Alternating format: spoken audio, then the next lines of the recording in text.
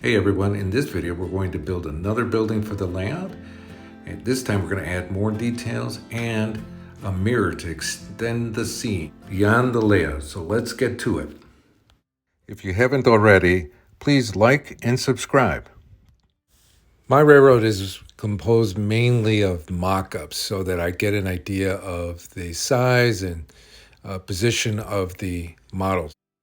Like the previous video about making model railroad buildings out of foam, I first start off by making the bricks. And the bricks are, in GN15 scale, they are 8 millimeters wide by 2 millimeters high. Here's the completed view. After completing the foam front, the next step is to cut out the old facade and glue in the new facade. As you can see, these buildings are tall. This one is about 13 inches high. So that's a far cry from N scale and HO scale buildings. So at this size, you have the ability to really put in a lot of detail because of the size and scale. I use a hot glue gun to glue as many things as I can because I find it very convenient and really quick gluing. Because I wanted to create the illusion that my layout is far bigger than it is, I wanted to include a mirror. And this time I made a building that had passageways, which would then allow me to put a mirror at the very end. So here I am cutting out the walls that are going to be the interior passageway. Here's a doorway that I plan on having a figure standing in the doorway so I don't have to model the interior. I wanted the passageway to have like a vaulted ceiling, so I made bracing with a curve so that it would be easier later. The hot glue gun made the job of gluing the bracing and the interior walls a quick and easy job.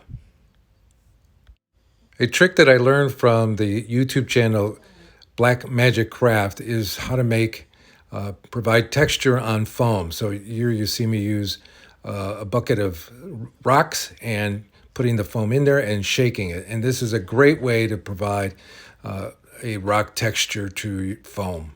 Very realistic. What other YouTube channels outside of Model Railroad YouTube channels do you guys watch that inspire you and give you great ideas for scenery techniques? Aside from model railroad videos, I like to watch a lot of tutorials for dioramas and war games and D&D model makers. They have different techniques that I incorporate in my toolbox when I'm making models for my terrain. Besides Black Magic Craft, I also love Night Shift. It's a YouTube channel where I got a lot of these ideas on how to make these foam buildings. Here I'm applying glue to a sliver of foam that I'm going to add to represent the remaining stucco to the building. One of my favorite things to use is Durham's water putty. It's like a plaster, but it dries rock hard. You just mix it with water to consistency of pancake batter.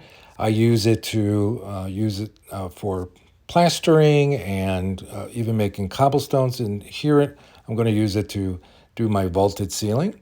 So I'm going to spread it in like stucco and try to be as neat as possible and do it all over the model. I tried to apply the water putty as smoothly as possible because the marks that are left behind a shoddy effort would be out of scale for GN15. So the smoother the better and less sanding that you will have to do. Now sand as much as possible to remove the tool marks. If you've seen my previous video on how to make buildings out of foam, you know that I start off with a medium brown and paint all of the foam with this paint to provide a kind of a base. And then I start using lighter colors over that using a kind of a dry brush method. Try to get into the recesses of the bricks so that you don't have any blue showing through once you're done with the paint job. In the previous video about making buildings out of foam, I showed how to model the bricks so they are realistic as possible, because you do need to give them some shape and some kind of weathering by using your knife and your other tools to shape them to make them look like old brick. The passageway is an important feature of this model. I remember many buildings in Italy having these passageways that you could go from one street to another through buildings. So I wanted to model it. Here I am sanding it so that the paint job would be as realistic as possible. So I'm painting it with a light Tuscan color. I like weathering my buildings after I'm completed painting all of the walls the base color, and then I can weather them with dirt and whatever mold I want to simulate at the end altogether.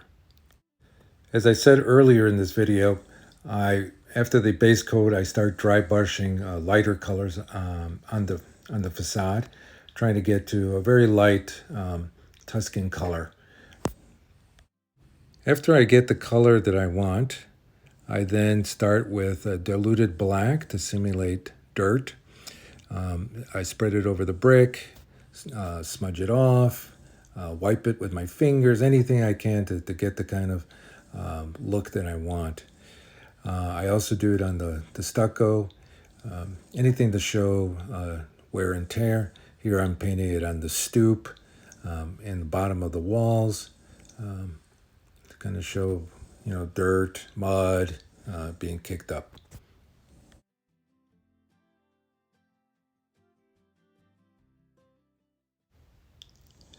I use colored tile grout to simulate mortar. So here I am putting it in dry, and then I'm spreading it with one of those makeup brushes that I've used in the past. And then once this is done, I will then spray it with isopropyl alcohol and then white glue. I also decided to make a chimney, and I used the same techniques to make this chimney like I used to make the walls. Here you could see me widening the lines to round off the bricks. And then the chimney goes into the bucket of sharp rocks and a nice vigorous shake to provide texture to the chimney. Here a few of the bricks came off.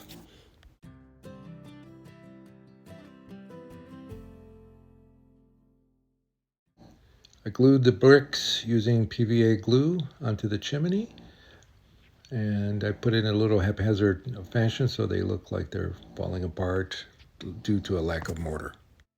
My reference photos showed some stonework over the archway and the second floor that I wanted to replicate. So I used some Sculpey, and here I am painting the results of my carving.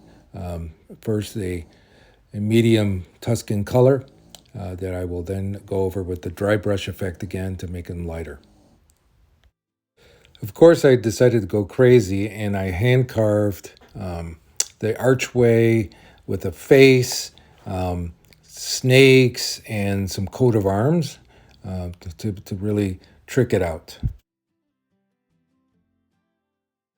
After some judicious weathering, I glued the pieces onto the archway and the second floor window.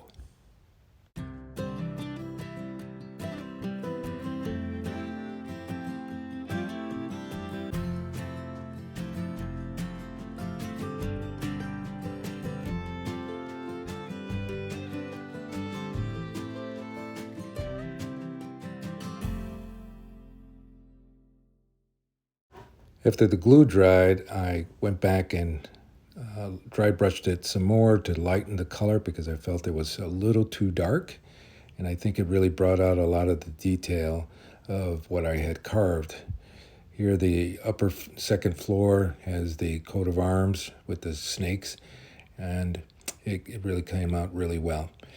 And on the archway, of course, is a figure of a person with long hair.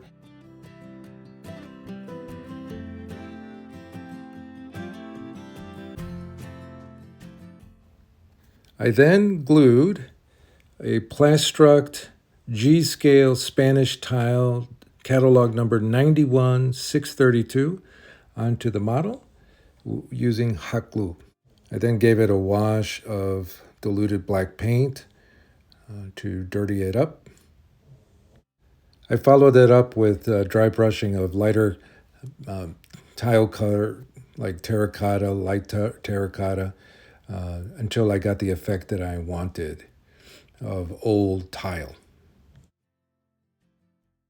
Here's something I did different than the first video on making buildings. I added tufts of electrostatic grass and to the roof to represent the kind of growth that you see on old Italian and French buildings.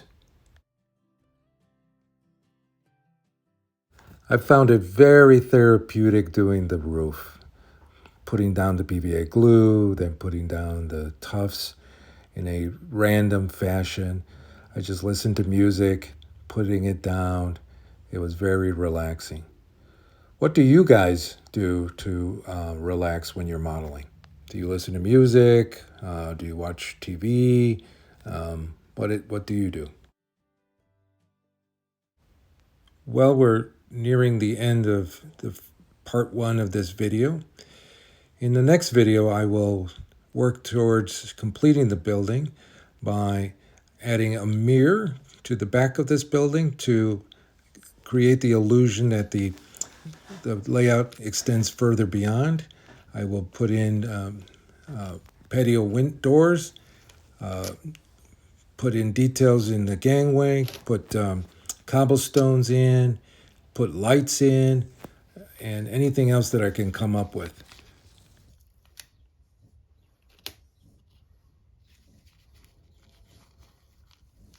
Please leave any questions or comments that you may have about this project. I really enjoy making them, but I also would like to hear from you, to learn from you guys on how you guys do it. What are the things you do to relax when you're working on your model railroad? What particular aspect of model railroading gives you a sense of peace?